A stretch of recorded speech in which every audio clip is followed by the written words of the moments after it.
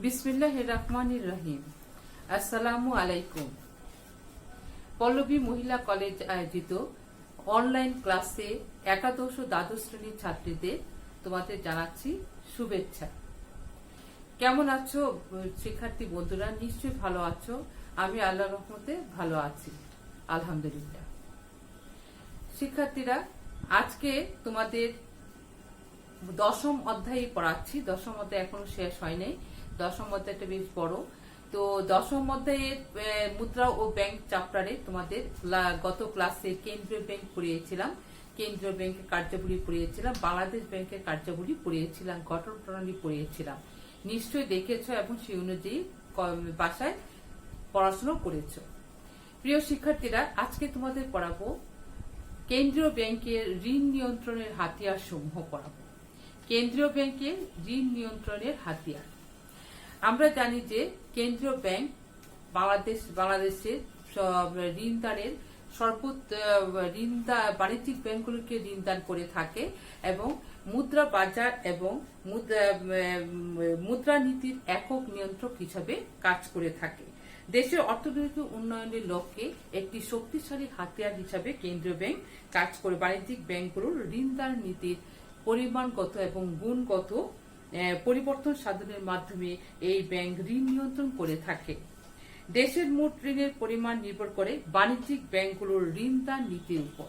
প্রিয় শিক্ষার্থীরা, তোমাদের আবার একটু বলছি যে কেন্দ্রীয় ব্যাংক হচ্ছে কেন্দ্রীয় ব্যাংক, অর্থাৎ দেশের সর্বোচ্চ মুদ্রা বাজারের সর্বোচ্চ শীর্ষের স্থানে অবস্থান করে এবং বাণিজ্যিক ব্যাংকগুলিকে প্রয়োজনে তাদের ঋণ দান করে থাকে এবং প্রয়োজনে ঋণ নিয়ন্ত্রণও করে থাকে। কেন্দ্রীয় ব্যাংক বা বাণিজ্যিক ব্যাংকগুলির পরিমাণগত এবং গুণগত মানের পরিবর্তন করে ঋণ দানের নীতির পরিবর্তন সাধন করে ঋণ নিয়ন্ত্রণ করে থাকে। এখন কেন্দ্রীয় ব্যাংকের ঋণ নিয়ন্ত্রণের মূল লক্ষ্যগুলি কি হচ্ছে দেখো, যে বোর্ডে দেখো কি লক্ষ্যগুলি হচ্ছে, যে অভ্যন্তরীণ দাম স্তরের স্থিতিশীলতা রক্ষা করা মূল লক্ষ্য।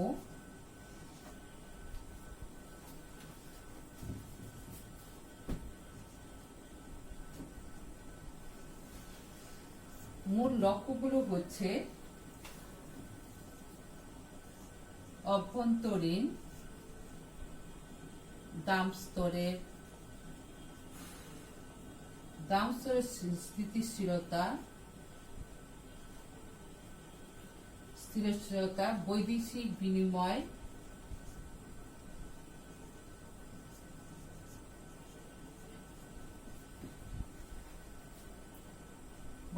বিনিময় হারের স্থিতিশীলতা রক্ষা,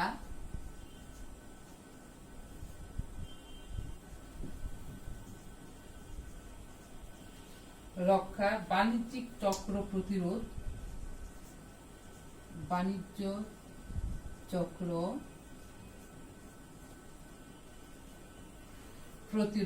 পূর্ণ নিয়োগ ও অর্থনৈতিক উন্নয়ন,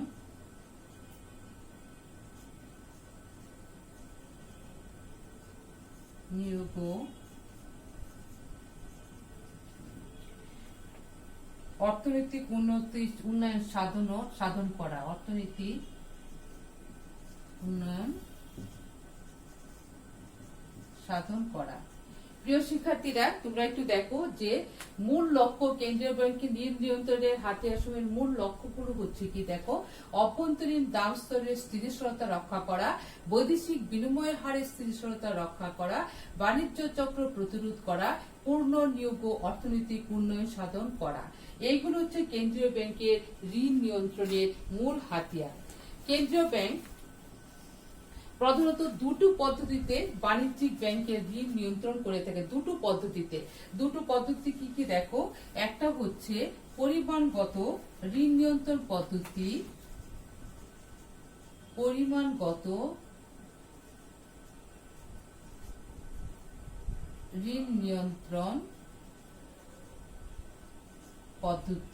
আর একটা হচ্ছে গুণগত বা নির্বাচিত ঋণ নিয়ন্ত্রণ পদ্ধতি। গুণগত বা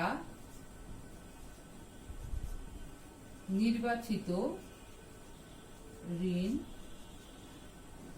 নিয়ন্ত্রণ পদ্ধতি। প্রিয় শিক্ষার্থীরা, আমরা দেখলাম যে কেন্দ্রীয় ব্যাংক বাণিজ্যিক ব্যাংকগুলোর ঋণদান নীতি পরিবর্তন সাধন করে সে পরিমাণগত বা ঋণগত পদ্ধতির মাধ্যমে ঋণ নিয়ন্ত্রণ করে থাকে। তাহলে পরিমাণগত ঋণ নিয়ন্ত্রণ পদ্ধতিগুলি কি? দেখো, যেসব প্রক্রিয়ার মাধ্যমে কেন্দ্রীয় ব্যাংক বাণিজ্যিক ব্যাংক কর্তৃক সৃষ্ট ঋণের পরিমাণের সংকোচন বা সম্প্রসারণ ঘটায় তাকে পরিমাণগত ঋণ নিয়ন্ত্রণ পদ্ধতি বলে। অর্থাৎ দেখো, যে যেসব প্রক্রিয়ার মাধ্যমে কেন্দ্রীয় ব্যাংক বাণিজ্যিক ব্যাংক কর্তৃক সৃষ্ট ঋণের পরিমাণের সংকোচন বা সম্প্রসারণ ঘটায় তাকে বলা হয়ে থাকে পরিমাণগত ঋণ নিয়ন্ত্রণ পদ্ধতি। এই ক্ষেত্রে কেন্দ্রীয় ব্যাংক তিনটি হাতিয়ার বা উপকরণ ব্যবহার করে থাকে। তিনটি হাতিয়ার কি? অর্থাৎ পরিমাণগত ঋণ নিয়ন্ত্রণ পদ্ধতিটা তিনটি ভাগে আবার ভাগ করা হয়। একটা দেখো, কিভাবে নিয়ন্ত্রণ করে কেন্দ্রীয় ব্যাংক পরিমাণগত ঋণ নিয়ন্ত্রণ পদ্ধতির মাধ্যমে কিভাবে করে সেটা দেখো। একটা হলো ব্যাংক হারের পরিবর্তন নীতি, ব্যাংক হারের পরিবর্তন নীতি। দুই হলো খোলা বাজারের ঋণপত্র,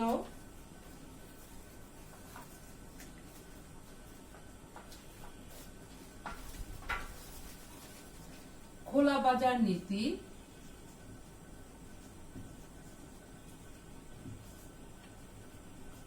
আর একটা হলো নগদ জমার হার পরিবর্তন।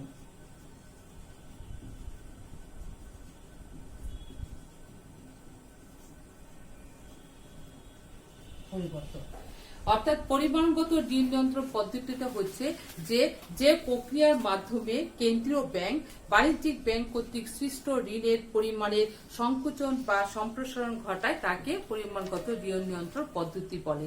অর্থাৎ বাণিজ্যিক ব্যাংকগুলি যখন প্রয়োজন হয় তখন ঋণের পরিমাণ বাড়িয়ে দেয়, আর যখন প্রয়োজন হয় না তখন আবার সংকোচন করে দেয়। এই পদ্ধতির মাধ্যমে কেন্দ্রীয় ব্যাংক বাণিজ্যিক ব্যাংকগুলোর ঋণ নিয়ন্ত্রণ পদ্ধতির ঋণ নিয়ন্ত্রণ করে থাকে, সেটাকে বলা হয়ে থাকে পরিমাণগত ঋণ নিয়ন্ত্রণ পদ্ধতি। এই পরিমাণগত ঋণ নিয়ন্ত্রণ পদ্ধতি আবার কয়েকটা ভাগ আছে। একটা হলো ব্যাংক হারের পরিবর্তন, আর একটা হচ্ছে যে খোলা বাজার নীতি, আর একটা নগদ জমার হার পরিবর্তন। এই তিনটি পদ্ধতির মাধ্যমে পরিমাণগত ঋণ নিয়ন্ত্রণ পদ্ধতির মাধ্যমে কেন্দ্রীয় ব্যাংক বাণিজ্যিক ব্যাংকগুলো ঋণ নিয়ন্ত্রণ করে থাকে। এখন আমরা শিক্ষার্থী বন্ধুরা, এখন ব্যাংক হারের প্রথমে আমরা ব্যাংক হারের পরিবর্তনটা একটু ব্যাখ্যা করি। ব্যাংক হারের পরিবর্তন নীতি কি? যে এটি কেন্দ্রীয় ব্যাংকের কর্তৃক দাবিকৃত বিশেষ সুদের হার যা বিনিময় বিল পুনঃ বাট্টা করার প্রয়োজনে বাণিজ্যিক ব্যাংকগুলিকে বহন করতে হয় তাকে ব্যাংক হার বলে। অর্থাৎ বাণিজ্যিক ব্যাংক সুদের হারের সাথে বাণিজ্যিক ব্যাংকের সুদের হারের সাথে ব্যাংক হারের প্রত্যক্ষ একটা সম্পর্ক রয়েছে। অর্থাৎ ব্যাংক হার এবং সুদের হারের পরিবর্তন দ্বারা বাণিজ্যিক ব্যাংকের প্রধান যোগ্য ঋণের পরিমাণগত পরিবর্তন ঘটে। প্রিয় শিক্ষার্থীরা, যেমন দেখো যে মুদ্রাস্ফীতির সময়ে মুদ্রা সংকোচনমূলক আর্থিক নীতি প্রয়োগের মাধ্যমে বা লক্ষ্যে বাণিজ্যিক ব্যাংকগুলি করকে ঋণ প্রদানের পরিমাণ হ্রাস করে দেয়। তখন কেন্দ্রীয় ব্যাংক হার বৃদ্ধি করলে বাণিজ্যিক ব্যাংকের সুদের হারও বৃদ্ধি পায়, ফলে ঋণের পরিমাণ হ্রাস পায়। অর্থাৎ কি করে? যে মুদ্রাস্ফীতির সময় শিক্ষার্থী বন্ধুরা আমরা জানি যে মুদ্রাস্ফীতির অবস্থাটা কি। মুদ্রাস্ফীতির অবস্থাটা হলো, আবার একটু বলছি, যে এই সময় অর্থের পরিমাণ যোগান বেড়ে যায়, অর্থের মূল্য কমে যায়। এই সময় নিয়ন্ত্রণ করতে হবে কিভাবে? যে বাণিজ্যিক ব্যাংকগুলো কেন্দ্রীয় ব্যাংক যদি বাণিজ্যিক ব্যাংকগুলির সুদের হারটা বাড়িয়ে দেয় তখন বাণিজ্যিক ব্যাংক ঋণ প্রদান ক্ষমতা কমে যাবে, কারণ জনগণ বেশি সুদের জন্য তারা ঋণের ক্ষমতা তারা হারিয়ে, অর্থাৎ ঋণ তারা নিবে না। এই অবস্থায় তাদের ঋণের চাহিদা তখন হ্রাস পাবে। যখনই ঋণ বেশি নিতে যাবে তখনই তাদের হাতে টাকার পরিমাণ বেড়ে যাবে, সেই অবস্থায় মুদ্রাস্ফীতি দেখা দেয়। অর্থাৎ এই মুদ্রাস্ফীতিটা নিয়ন্ত্রণ করার জন্য কেন্দ্রীয় ব্যাংক বাণিজ্যিক ব্যাংকগুলির ঋণের পরিমাণ অর্থাৎ সুদের হারটা বাড়িয়ে দিবে। উল্টোভাবে যখন দেখা যায় যে মুদ্রা সংকোচনের সময় জনগণের হাতে মুদ্রার প্রয়োজন, তখন কেন্দ্রীয় ব্যাংক বাণিজ্যিক ব্যাংকগুলোর সুদের হার কমিয়ে দেয়। যখন সুদের হার বাণিজ্যিক ব্যাংকগুলি কমিয়ে দিবে, তখন জনগণ বেশি করে ঋণ ব্যাংক থেকে ঋণ নিবে, এর ফলে তাদের হাতে টাকার পরিমাণ বেড়ে যাবে। এইভাবে মুদ্রাস্ফীতি মুদ্রা সংকোচনের সময় ব্যাংক হারের পরিবর্তন করে কেন্দ্রীয় ব্যাংক বাণিজ্যিক ব্যাংকগুলির ঋণ নিয়ন্ত্রণ করে থাকে। প্রিয় শিক্ষার্থী বন্ধুরা, এখন আমরা দেখব খোলা বাজার নীতি। খোলা বাজার নীতির মাধ্যমে কিভাবে কেন্দ্রীয় ব্যাংক বাণিজ্যিক ব্যাংকগুলির ঋণ প্রদান নিয়ন্ত্রণ করে থাকে, সেটা আমরা একটু দেখছি। দেখো, কেন্দ্রীয় ব্যাংক খোলা বাজারে সরকারি ঋণপত্র ক্রয় বিক্রয়ের মাধ্যমে বাণিজ্যিক ব্যাংকের ঋণ নিয়ন্ত্রণ করে থাকে। অর্থাৎ যে নীতির মাধ্যমে ঋণপত্রের ক্রয় বিক্রয় পরিচালিত হয় তাকে খোলা বাজার নীতি বলে। যে নীতির মাধ্যমে ঋণপত্র বিক্রি হয় অর্থাৎ ক্রয় বিক্রয় হয়। মুদ্রাস্ফীতির সময় কেন্দ্রীয় ব্যাংক বাণিজ্যিক ব্যাংকের নিকট সরকারি ঋণপত্র বিক্রি করে। অর্থাৎ যখন দেখা যায় যে দেশে মুদ্রাস্ফীতির পরিমাণ বেড়ে যাচ্ছে, তখন কেন্দ্রীয় ব্যাংক বাণিজ্যিক ব্যাংকগুলির কাছে ঋণপত্র বিক্রি করে। যখনই বিক্রি করবে, বাণিজ্যিক ব্যাংকগুলো ঋণপত্রের বিনিময়ে অর্থ তার কেন্দ্রীয় ব্যাংকে চলে যাবে। এরপরে ঋণ প্রদান ক্ষমতা তখন ব্যাংকের থাকবে না। বাণিজ্যিক ব্যাংকগুলি তখন তার কাছে অর্থ যদি না থাকে, তাহলে কি ঋণ দিবে? সুতরাং তার ঋণ প্রদান ক্ষমতা হ্রাস পায়। আবার দেখা যায় যখন মন্দার সময় দেখা যায় যে, অর্থাৎ মুদ্রা সংকোচনের সময় দেখা যায় যে কেন্দ্রীয় ব্যাংক ঋণপত্র ক্রয় করে নগদ তহবিল সরবরাহের মাধ্যমে বাণিজ্যিক ব্যাংকের ঋণ প্রদান ক্ষমতা বৃদ্ধি করে। ঋণপত্রের সুদের হার বাড়লে অর্থের ফটকা চাহিদা হ্রাস পায়। প্রিয় শিক্ষার্থীরা, আমরা দেখলাম যে এইভাবে খোলা বাজার নীতির মাধ্যমে কেন্দ্রীয় ব্যাংক পরিমাণগত ঋণ নিয়ন্ত্রণ পদ্ধতি অবলম্বন করে বাণিজ্যিক ব্যাংকের ঋণ নিয়ন্ত্রণ করে থাকে। এরপরে আছে নগদ জমার হার পরিবর্তন। জমার হার পরিবর্তন কেমন করে হয় দেখো, কেন্দ্রীয় ব্যাংকের নিকট বাণিজ্যিক ব্যাংকগুলিকে নির্দিষ্ট হারে আমানতের একটি অংশ জমা রাখতে হয়। কেন্দ্রীয় ব্যাংক যখন বাণিজ্যিক ব্যাংকগুলির ঋণ প্রদানের পরিমাণ কমাতে চায়, তখন এই নগদ জমার হার বাড়িয়ে দেয়। অর্থাৎ শিক্ষার্থী বন্ধুরা, আমরা জানি যে বাণিজ্যিক ব্যাংক তাদের আমানতের একটি নির্দিষ্ট অংশ কেন্দ্রীয় ব্যাংকে জমা রাখে। কেন রাখে?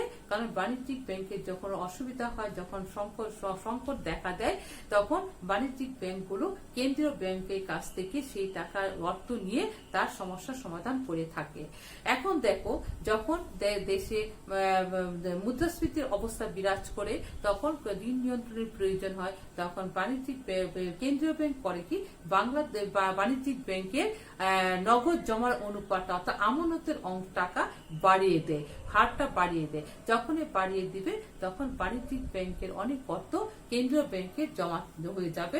তখন সে অটোমেটিকলি বাণিজ্যিক ব্যাংক তখন তার ঋণ দানের ক্ষমতাও হ্রাস পাবে।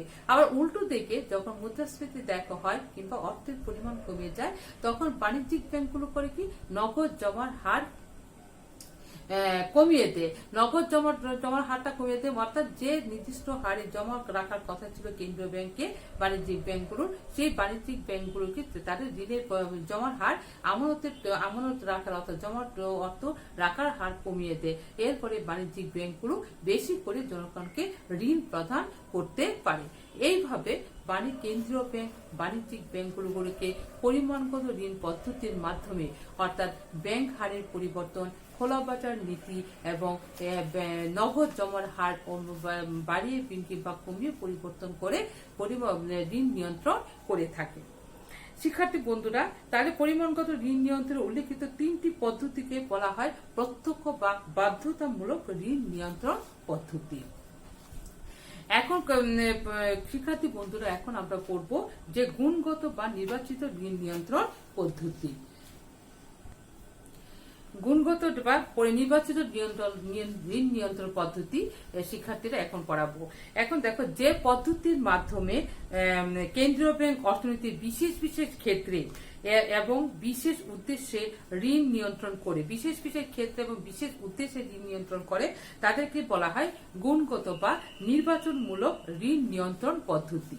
শিক্ষার্থী বন্ধুরা আবার আমি রিপিট করছি, দেখো যেসব পদ্ধতির দ্বারা কেন্দ্রীয় ব্যাংক অর্থনীতির বিশেষ বিশেষ ক্ষেত্রে এবং বিশেষ বিশেষ উদ্দেশ্যে ঋণ নিয়ন্ত্রণ করে থাকে তাদেরকে বলা হয় গুণগত বা নির্বাচনমূলক ঋণ নিয়ন্ত্রণ পদ্ধতি। এর মধ্যে আছে যেমন দেখো রেশনিং, ঋণের রেশনিং। শিক্ষার্থী বন্ধুরা আমি দেখো যে বোর্ডে লিখছি, একটা হলো ঋণের রেশনিং,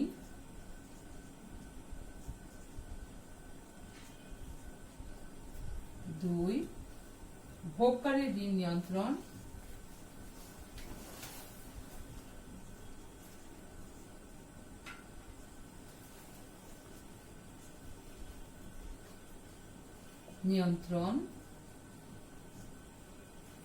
বন্ধকি ঋণের নগদাংশ পরিবর্তন,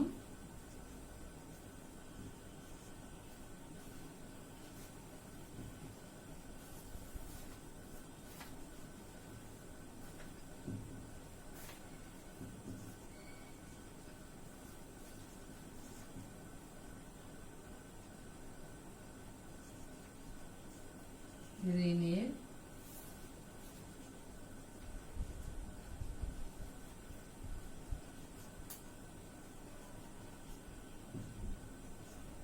পরিবর্তন, নৈতিক প্ররোচনা,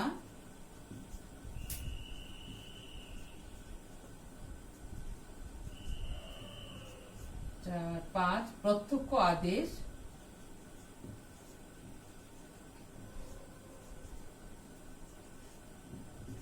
আরেকটা হচ্ছে নির্বাচিত ক্ষেত্রে ঋণ নিয়ন্ত্রণ, নির্বাচিত ক্ষেত্রে ঋণ নিয়ন্ত্রণ। তাহলে গুণগত ঋণ নিয়ন্ত্রণ পদ্ধতি শিক্ষার্থী বন্ধুরা তোমরা দেখো যে প্রথমটা হচ্ছে ঋণের রেশনিং, ভোগকারী ঋণ নিয়ন্ত্রণ, বন্ধকি ঋণের নগদাংশ পরিবর্তন, নৈতিক প্ররোচনা, প্রত্যক্ষ আদেশ, নির্বাচিত ক্ষেত্রে ঋণ নিয়ন্ত্রণ। আচ্ছা, এখন ঋণের রেশনিংটা আমরা দেখছি যে নির্দিষ্ট নীতির মাধ্যমে, নির্দিষ্ট নীতির ভিত্তিতে কেন্দ্রীয় ব্যাংক বাণিজ্যিক ব্যাংকের ঋণের পরিমাণ স্থির করে দেয়। প্রত্যেক আবেদনকারী কি পরিমাণ ঋণ পাবে, ঋণ দানের ক্ষেত্রে কোনো পরিমাণগত বৈষম্য সৃষ্টির প্রয়োজন আছে কিনা, জামানতের বিপরীতে কি পরিমাণ ঋণ পাবে, এইসব কেন্দ্রীয় ব্যাংক নির্বাচিত করে থাকে। অর্থাৎ কেন্দ্রীয় ব্যাংক কি করে যে নির্দিষ্ট নীতির ভিত্তিতে কেন্দ্রীয় ব্যাংকের ঋণের পরিমাণ অর্থাৎ আবেদনকারীরা কি পরিমাণ ঋণ পাচ্ছে, ঋণ দানের ক্ষেত্রে কোনো পরিমাণগত বৈষম্য সৃষ্টি হচ্ছে কি না, এইসব জিনিসগুলি যে জামানতের বিপদে কি পরিমাণ ঋণ পাবে তা কেন্দ্রীয় ব্যাংক নির্ধারণ করে দেয়। তারপরে দেখো ভোগকারী ঋণ নিয়ন্ত্রণ। ভোগকারী ঋণ নিয়ন্ত্রণ কি দেখো যে বর্তমানে প্রত্যেক দেশে স্থায়ী ভোগ্যদ্রব্য ক্রয়ের জন্য কিস্তিতে ঋণের সুযোগ করে দেয়া হয়। কিস্তির সংখ্যা বেশি হলে দাম পরিশোধের দাম সময় বেশি প্রদান করলে ঋণের চাহিদা বৃদ্ধি পাবে ইত্যাদি। ঋণের রেশনিং আমরা দেখো ভোগকারী ঋণ নিয়ন্ত্রণ অর্থাৎ বন্ধকি ঋণের নগদাংশ পরিবর্তন, নৈতিক প্ররোচনা, প্রত্যক্ষ আদেশ, নির্বাচিত ক্ষেত্রে ঋণ নিয়ন্ত্রণ ইত্যাদি হচ্ছে গুণগত বা নির্বাচিত ঋণ নিয়ন্ত্রণ পদ্ধতির মাধ্যমে কেন্দ্রীয় ব্যাংক বাণিজ্যিক ব্যাংকগুলি ঋণ নিয়ন্ত্রণ করে থাকে, অর্থাৎ বিশেষ বিশেষ ক্ষেত্রে ঋণ নিয়ন্ত্রণ করে থাকে। তাহলে শিক্ষার্থী বন্ধুরা আমরা এতক্ষণ ঋণ নিয়ন্ত্রণের হাতিয়ার কেন্দ্রীয় ব্যাংকের পরিমাণগত এবং গুণগত ঋণ নিয়ন্ত্রণ পদ্ধতির হাতিয়ার সমূহ পড়ালাম। এখন তোমরা এটা খুব ভালো করে দেখবে এবং ভালো করে পড়ার চেষ্টা করবে। প্রিয় শিক্ষার্থীরা, এখন তোমাদের পড়াবো পরিমাণগত এবং গুণগত ঋণ নিয়ন্ত্রণ পদ্ধতির মধ্যে পার্থক্য কি, অর্থাৎ তুলনা। আমরা তুলনামূলক পার্থক্যটা আমরা দেখব। এক নম্বর হলো পরিমাণগত ঋণ নিয়ন্ত্রণ পদ্ধতির প্রথম হলো যে পরিমাণগত ঋণ নিয়ন্ত্রণ ঋণদাতার উপর প্রভাব বিস্তার করে, অর্থাৎ পরিমাণগত হচ্ছে ঋণদাতার উপর প্রভাব বিস্তার করা, ঋণ দাতার উপর প্রভাব বিস্তার করে অর্থাৎ ঋণ দাতার উপর প্রভাব বিস্তার করে। আর গুণগত ঋণ নিয়ন্ত্রণ পদ্ধতিতে হচ্ছে এটা হলো পরিমাণগত আর এটা হলো গুণগত। শিক্ষার্থী বন্ধুরা একটুখানি মনোযোগ দিয়ে দেখো যে ঋণদাতার উপর প্রভাব বিস্তার করে পরিমাণগত ঋণ নিয়ন্ত্রণ পদ্ধতিতে, আর গুণগত ঋণ নিয়ন্ত্রণ পদ্ধতিতে পরে ঋণ গ্রহীতার উপর প্রভাব বিস্তার। ঋণ গ্রহীতার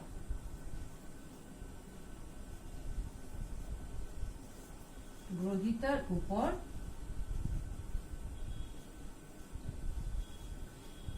প্রভাব বিস্তার করে।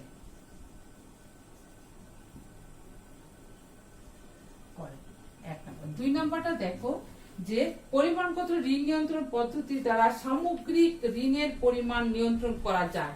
এইটা সামগ্রিক ঋণের পরিমাণ, সামগ্রিক ঋণের পরিমাণ নিয়ন্ত্রণ করা যায়।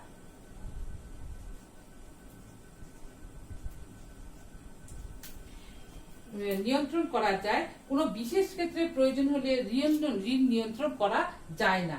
কিন্তু 2 নাম্বার এতে দেখো গুণগত ঋণ নিয়ন্ত্রণ পদ্ধতিতে কোন বিশেষ ক্ষেত্রে ঋণ নিয়ন্ত্রণ করা যায়। কোন বিশেষ ক্ষেত্রে ঋণ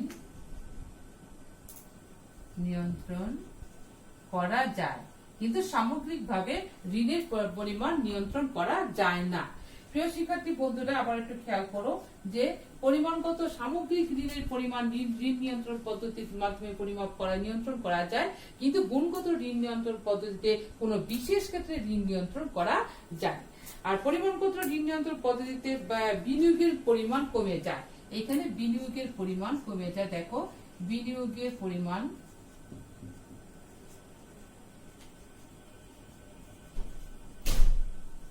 কমে যায়। বিনিয়োগের পরিমাণ শিক্ষার্থীর মধ্যে কি হয়ে যায়, পরিমাণগত ঋণ নিয়ন্ত্রণ পদ্ধতিতে বিনিয়োগের পরিমাণ কমে যায়, ফলে এই পদ্ধতিতে ঝুঁকির পরিমাণ বেশি হয়। মুদ্রাস্ফীতি রোধ করতে গিয়ে দেশে অনেক সময় মন্দা চলে আসতে পারে এই পরিমাণগত ঋণ নিয়ন্ত্রণ পদ্ধতিতে। আর গুণগত ঋণ নিয়ন্ত্রণ পদ্ধতিতে বিনিয়োগের পরিমাণ কমে না, বিনিয়োগের পরিমাণ সেখানে কমে না, বিনিয়োগের পরিমাণ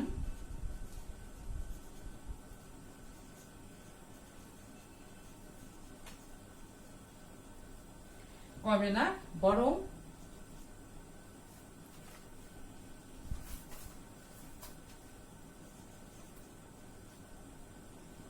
ক্ষেত্র বিশেষে ভোগ কমতে পারে, ক্ষেত্র বিশেষে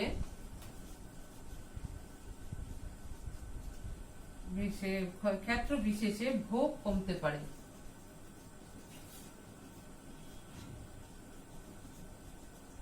ক্ষেত্র বিশেষে ভোগ কমতে পারে, তাই মুদ্রাস্ফীতি আংশিক নিয়ন্ত্রণ সম্ভব। তাহলে কি হচ্ছে, বিনিয়োগের পরিমাণ যখন কমে যায় তখন পরিমাণগত ঋণ নিয়ন্ত্রণ পদ্ধতিতে দেখা যায় যে ঝুঁকির পরিমাণ বেড়ে যায়, তখন মুদ্রাস্ফীতি রোধ করতে গিয়ে অনেক সময় মন্দা দেখা দিতে পারে। আর একটা হলো বিনিয়োগের পরিমাণ গুণগত ঋণ নিয়ন্ত্রণ পদ্ধতিতে কমে না, বিনিয়োগের পরিমাণ কমে না, বরং ক্ষেত্র বিশেষে ভোগ কমতে পারে। এরপরে দেখা যায় যে মুদ্রাস্ফীতি আংশিক নিয়ন্ত্রণ সম্ভব। সুতরাং আমরা এই আলোচনাগুলি থেকে, অর্থাৎ এই পাঠ্যগুলো থেকে আমরা এই বলতে পারি যে এখন আমরা বলতে পারি কোন পদ্ধতিতে তাহলে সবচেয়ে ভালো, অর্থাৎ অধিক কার্যকর কোন পদ্ধতিটা। কিন্তু দেখা যাচ্ছে যে দুটো পদ্ধতি ঋণ নিয়ন্ত্রণের জন্য প্রয়োগ হয়ে পড়ে দুইটি পদ্ধতি।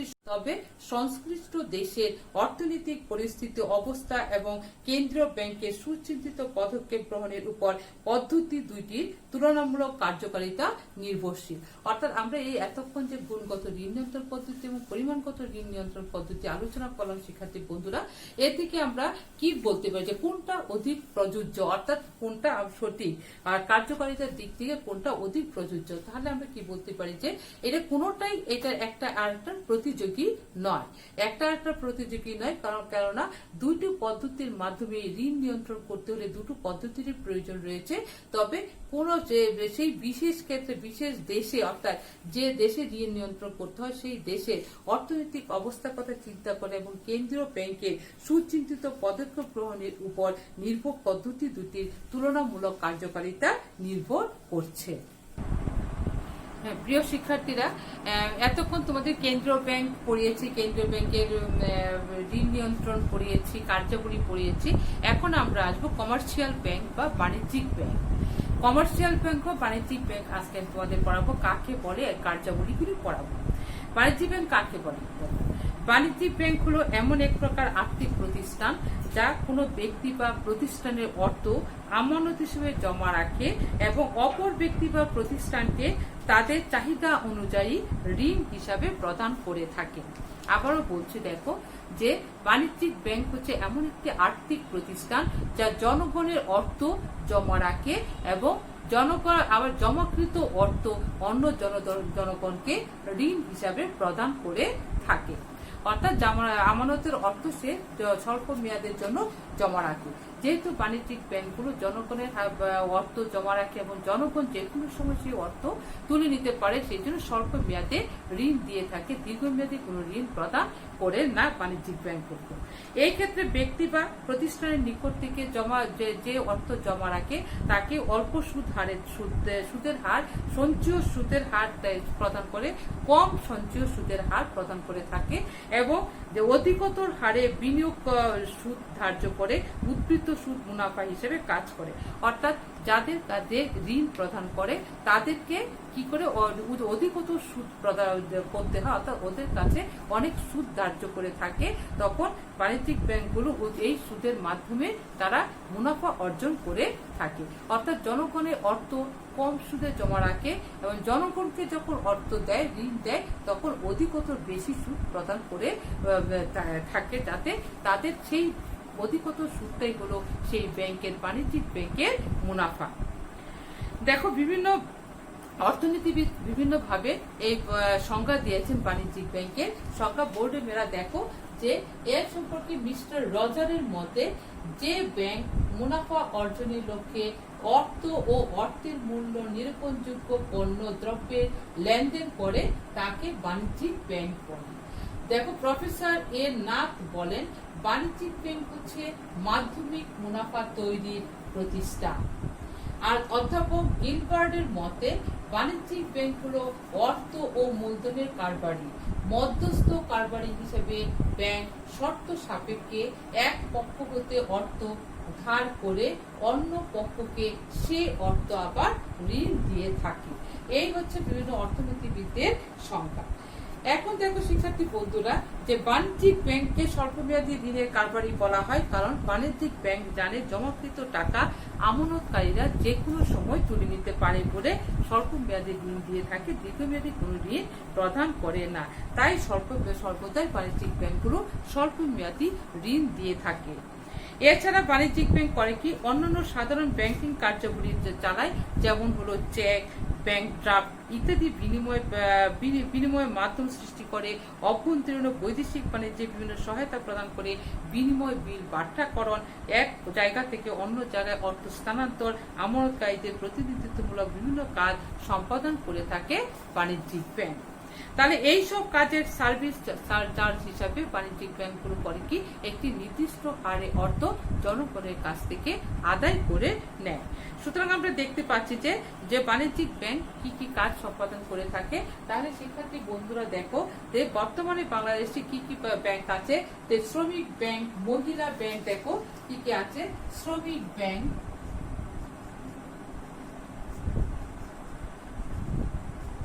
শ্রমিক ব্যাংক,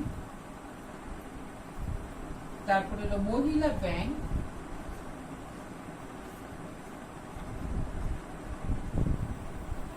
সঞ্চয়ী ব্যাংক,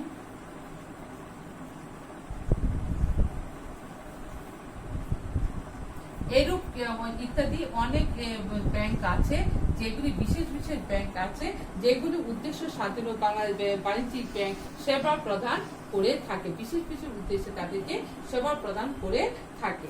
তাহলে বাণিজ্যিক ব্যাংক কি করে? বাণিজ্যিক ব্যাংকগুলো অনেকগুলি কাজই করে থাকে, অর্থাৎ শ্রমিক ব্যাংক, মহিলা ব্যাংক, সঞ্চয়ী ব্যাংক ইত্যাদি ব্যাংকগুলোকে বিশেষ বিশেষভাবে ব্যাংকগুলি থেকে বিশেষ বিশেষভাবে ঋণ প্রদান করে থাকে। এরপরে হচ্ছে বাণিজ্যিক ব্যাংকগুলো আবার আমরা এই সব আলোচনা থেকে আমরা দেখতে পাচ্ছি যে বাণিজ্যিক ব্যাংক অর্থ ও মূলধনের মধ্যস্থতাকারী হিসেবে ব্যবসায়ী হিসেবে প্রতিষ্ঠান হিসেবে কাজ কাজ করে জনগণের নিকট থেকে বিভিন্ন হিসাবের মাধ্যমে স্বল্প সুদে অর্থ ও জামানত সংগ্রহ করে আর সংগৃহীত অর্থ অধিক সুদে স্বল্পমেয়াদী ঋণ হিসেবে মূলধনের চাহিদা সৃষ্টিকারীদের মাঝে বন্টন করে। এই ব্যাংকের মূল উদ্দেশ্য হলো মুনাফা অর্জন করা, আমানতকারীদেরকে দাবিকৃত চেকের মূল্য পরিশোধ করে। তারপরে হচ্ছে ব্যবসা বাণিজ্যের প্রসারে এই ব্যাংক গুরুত্বপূর্ণ ভূমিকা পালন করে থাকে। এখন দেখা যাচ্ছে যে বাণিজ্যিক ব্যাংক বিভিন্ন ধরনের কাজ করে থাকে। বাংলাদেশে বাণিজ্যিক ব্যাংক আছে, যেমন উদাহরণ হিসেবে আমরা বলতে পারি যে বাংলাদেশ ব্যাংকের বাণিজ্যিক ব্যাংকের উদাহরণ হিসেবে আমরা দেখতে পারি যে ইংল্যান্ডের the Midland bank, the West minister bank, Lloyds bank, বাংলাদেশে সোনালী, অগ্রণী, রূপালী, জনতা ইত্যাদি ব্যাংক রয়েছে। শিক্ষার্থী বন্ধুরা, আমরা এতক্ষণ দেখলাম যে বাণিজ্যিক ব্যাংক কাকে বলে। বাণিজ্যিক ব্যাংকের আমরা সংজ্ঞাগুলো, বিভিন্ন অর্থনীতিবিদদের সংজ্ঞাগুলো দেখলাম।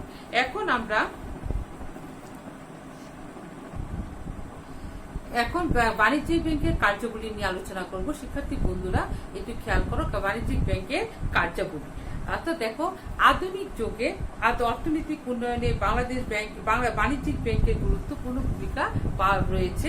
অর্থাৎ এই ভূমিকা পালন করাতে বাণিজ্যিক ব্যাংক যেসব কাজ সম্পন্ন করে থাকে সেইগুলিকে 4 ভাগে ভাগ করা যায়। শিক্ষার্থী বন্ধুরা, 4 ভাগে কি কি দেখো, কি কি কাজ দেখো। বাণিজ্যিক ব্যাংকের কার্যাবলীকে 4 ভাগে ভাগ করা যায়। এক হচ্ছে সাধারণ ব্যাংকিং কার্যাবলী, সাধারণ ব্যাংকিং কার্যাবলী,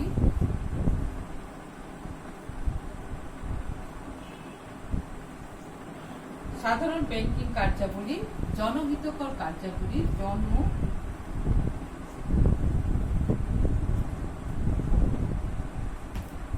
কার্যাবলী, যা হচ্ছে প্রতিনিধিত্বমূলক কার্যাবলী,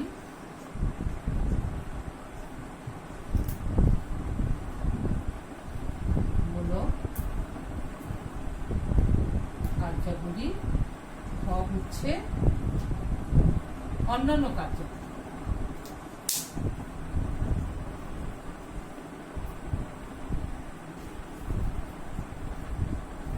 প্রথম হচ্ছে সাধারণ কার্যাবলী। দেখো, সাধারণ কার্যাবলীর মধ্যে কি আছে।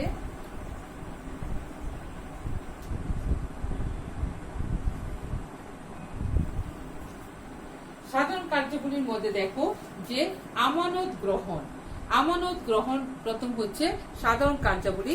বাংলাদেশ ব্যাংকে বা বাণিজ্যিক ব্যাংকের প্রথম এবং প্রধান কাজ হলো জনসাধারণের এবং বিভিন্ন প্রতিষ্ঠানের নিকটে আমানত গ্রহণ। এই আমানত 3টি পদ্ধতির মাধ্যমে করা হয়। একটা চলতি আমানত, আর একটা সঞ্চয়ী আমানত, আর একটা হলো স্থায়ী আমানত। তাহলে চলতি আমানতটা কি? এই আমানতের টাকা চাওয়া মাত্র আমানতকারীকে ফেরত দিতে হয়, এই জন্য আমানতের কারীর উপর কোনো সুদ প্রদান করা হয় না। আর সঞ্চয়ী আমানত হচ্ছে এই আমানতে একটি নির্দিষ্ট সময় মেয়াদে টাকা আমানতকারীকে তুলে নিতে পারে, এই জন্য তাকে কোনো ধরনের সুদ প্রদান করা হয় না।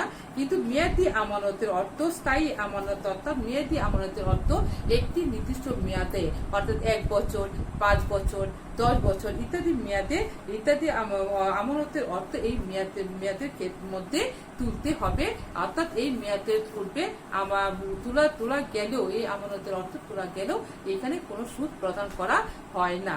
সুতরাং দেখা যাচ্ছে যে শিক্ষার্থী বন্ধুরা, এই সাধারণ কার্যাবলীর মধ্যে 3টি জিনিস আছে। একটা চলতি আমানত, আর একটা সঞ্চয়ী আমানত, আর একটা হলো স্থায়ী আমানত।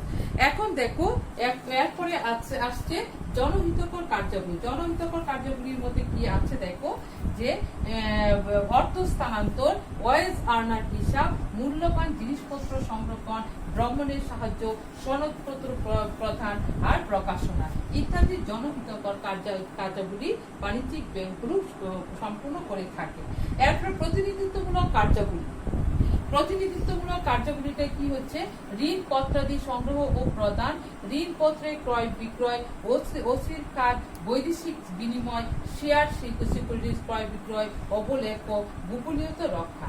আর অন্যান্য কার্যগুলির মধ্যে কি আছে দেখো, অধস্তন শাখা সহ তত্ত্বাবধান ও তাদের কার্যাবলী মনিটরিং করে, নিজস্ব কর্মী প্রশিক্ষণ ইনস্টিটিউট পরিচালনা করে, ব্যবসা বাণিজ্যের উন্নয়নে গবেষণা কার্যক্রম পরিচালনা করা, দেশে অর্থনৈতিক সমৃদ্ধি অর্জনের জন্য সরকার এবং কেন্দ্রীয় ব্যাংকের আদেশ উপদেশ অনুরোধ বাস্তবায়নে সহায়তা করে। সুতরাং শিক্ষার্থী বন্ধুরা, আমরা এতক্ষণ দেখলাম যে কেন্দ্রীয় বাণিজ্যিক ব্যাংকের কার্যাবলীগুলি পড়লাম, সাধারণ ব্যাংকিং কার্যাবলী, জনহিতকর কার্যাবলী, প্রতিনিধিত্বমূলক কার্যাবলী এবং অন্যান্য কার্যাবলী আমরা পড়লাম। সুতরাং এই কার্যাবলী দেখে দেখা যাচ্ছে যে বর্তমানকালে বাণিজ্য ব্যাংক একটি দেশে অর্থনীতির প্রত্যেক ক্ষেত্রে গুরুত্বপূর্ণ ভূমিকা পালন করে থাকে। এর ফলে উৎপাদন বাড়ে, ব্যবসা বাণিজ্যের কাজ সহজ হয় এবং অর্থনৈতিক উন্নতি ত্বরান্বিত হয়। শিক্ষার্থী বন্ধুরা, এতক্ষণ আমরা বাণিজ্যিক ব্যাংকের কার্যাবলী পড়লাম। এই কার্যাবলীগুলি প্রত্যেকটা পয়েন্ট, 4টা পার্ট আছে, 4টা পার্টের প্রত্যেকটা পয়েন্ট তোমরা খুব ভালো করে পড়বে এবং পড়লেই তোমরা ভালো করে বুঝতে পারবে। এটা খুবই ইম্পর্টেন্ট। এখন তোমাদের একটা কথা বলি, বাণিজ্যিক ব্যাংক এবং কেন্দ্রীয় ব্যাংক দুটো পড়িয়েছি, কার্যাবলী পড়িয়েছি, এইগুলির মধ্যে তুলনামূলক আলোচনা আসতে পারে। তুলনামূলক আলোচনা যদি থাকে উদ্দীপকে, তাহলে তোমরা যদি দুটো ব্যাংক সম্পর্কে তোমাদের ধারণা থাকে তাহলে ইজিলি তোমরা উত্তর লিখতে পারবে। তাহলে শিক্ষার্থী বন্ধু, আজকে এই পর্যন্তই। আগামী ক্লাসে আবার দেখা হবে। ঠিক মতো পড়াশোনা করবে এবং বইটা ভালো করে পড়বে। ধন্যবাদ সবাইকে।